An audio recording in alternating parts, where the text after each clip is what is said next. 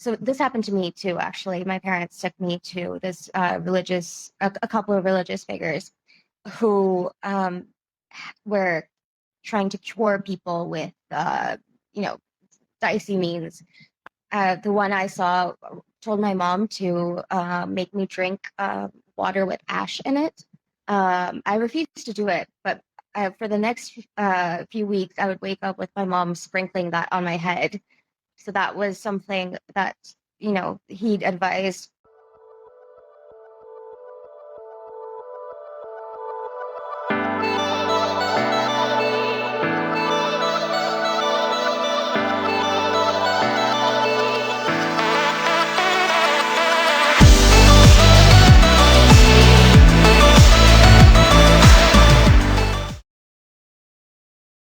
So how long were you experiencing like the severe symptoms prior to your diagnosis? I mean, you said that you started really early, but I mean, obviously it got severe enough that you were diagnosed. So how long do you think that the severe episodes and that were happening prior to you getting diagnosed? And how did you end up getting diagnosed? That's a good question too to answer. Yeah. So I was seeing a psychiatrist since the age of 13, I think. But that was for depression, and I had an eating disorder. So that was pretty clear to everyone that, that was going on. In India, you don't really have a lot of awareness of mental health besides depression. Depression is pretty well known, but, anything else is not well known. So the psychiatrist I visited had no idea what to do with me. So I visited, I think, a total of 14 psychiatrists before I found someone who actually knew what was going on. There were counselors in between, therapists, and everything, but no one could figure it out. So what really happened was when I had that manic episode at work, my therapist picked up on it, and he's like, because I was having very rapid cycling within a single session of 45 minutes. I went from crying to really laughing hard about 7 times. It was total flipping. And 1 minute I was on top of the world, and 1 minute I was down in the dumps. And he was like, Anushri, you need to go see your psychiatrist. He is in Latvia. So I have never actually met him in real life.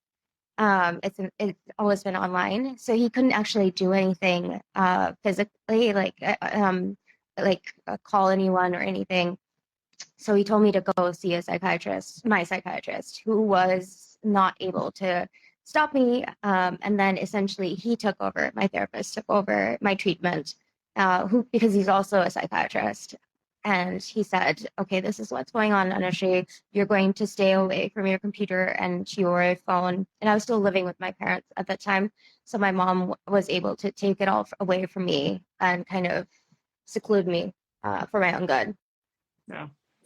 Well, and that's an interesting thing to talk about a little bit too, because I think that living in the United States, I don't think that it occurs to us that things are done differently in other places. So is there a different approach to mental health care in India, do you think? Or what, a different paradigm, a different way of looking at it? What do you think is the difference between the United States and or have you experienced psychiatric care in the United States or no? I have actually. Okay. I had an attempt when I was in college in Philadelphia. And I've written a poem about this in my collection, but I was in the hospital for a month for physical reasons, and then I think a few days for in an inpatient unit because that was required by them, not because they thought that I was bipolar, but because, that there had been an attempt, and for my own safety, that's what they had required. Yeah. Right. So what do you feel like is the difference? I mean, can you articulate that, or is that something that you can define? No, sure. So the funny thing is, I have a degree in psychology, and I even interned in a psychiatric hospital in India, while experiencing symptoms. So that was, I got to see both sides of it.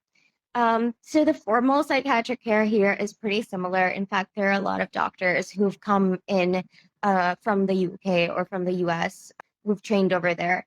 But informally, when someone is displaying mental health problems, the first thing people do is take them to a religious person who will kind of give so this happened to me too, actually. My parents took me to this a couple of religious figures who were trying to cure people with you know, dicey means.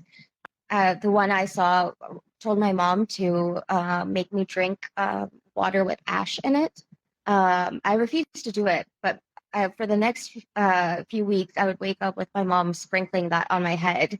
So that was something that, you know, he'd advised. Another person kind of tried to predict what had gone on, or I don't know, predict is not the right word, but he tried to say what had gone on in my past. And it was very eerie because he knew the details without me telling him. But that's the kind of first steps people take. And people try to do like spells on them. There are religious services that take place to try to exorcise, you know, the demons or whatever that it's believed. The other thing that happens in slightly more literate families is yoga, a lot of yoga and meditation. A lot of people don't believe in medication at all. So there's a lot of Ayurveda, which is the ancient art of healing in our religious books, which actually works for some conditions, unfortunately not for bipolar. But yeah, these are the alternative treatments people usually go for before exploring formal psychiatric care.